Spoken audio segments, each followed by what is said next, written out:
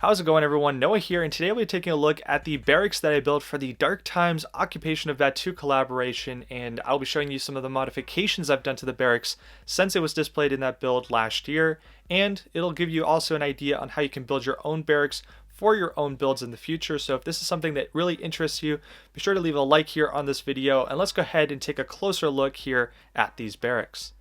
So similarly to the barracks that we see in the Star Wars universe, there are always little things that are populating the area around where the barracks are settled. And in this case, something that the troopers always need are a couple of crates for where their supplies can be fitted into. In this case, I used a couple of the older LEGO game dice pieces and covered them in a couple of dark bluish gray tiles, some jumper plates in dark bluish gray, and some of these modified 1x1 tiles in white. I think these are perfect for some Republic crates or even early Imperial crates, whatever you want to use them for. I think this is just something perfect for that time and era.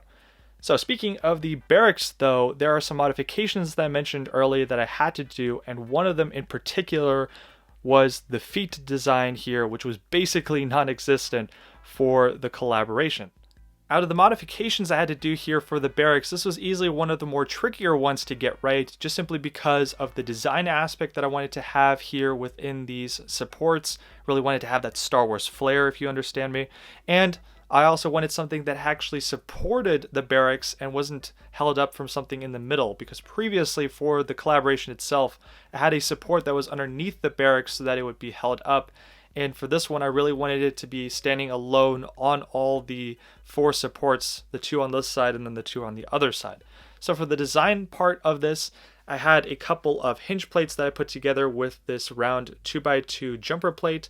Then if you move one of these segments out from the feet, you can see there's a couple of quarter tiles. There's a corner cut 2x2 dark bluish gray tile, and some of these brackets and 1x1 slopes, which just works perfectly for this design and mixes well with the rest of the details that you can see right here.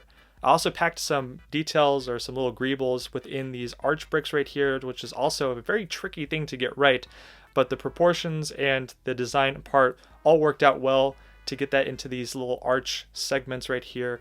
And then the supports themselves, I think, look fantastic with some of these 1x3 bar elements in dark bluish gray and some of the clips that are also connected on either sides of the bar.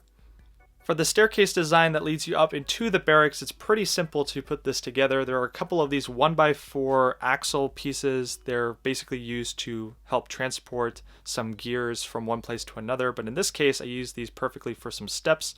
I attached right here a grill piece, which is using a clip or two clips right here, and then right where the railings are, these are put together using some of these 1x3L bar pieces in dark bluish gray, some of these clips that were also used for the supports on the left and right hand side.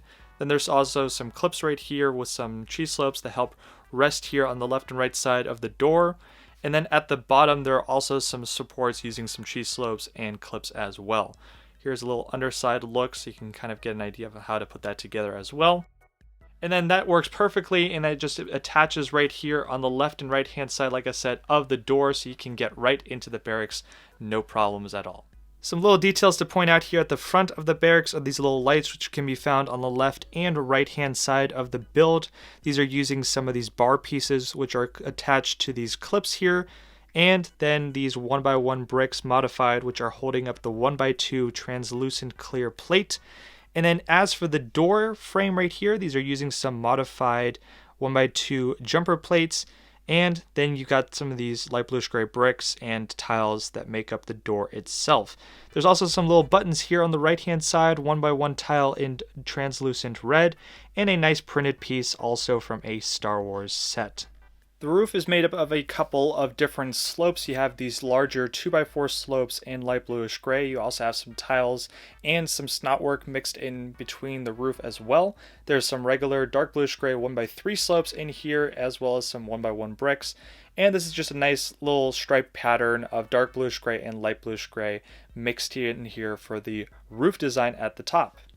If I turn around the barracks, you can see here at the back side that there is nothing but a lot of light bluish gray snot work, which is using a lot of light bluish gray bricks, plates, tiles, and some bracket pieces as well. You can see that there are a couple of brackets that are here on the left and right hand side.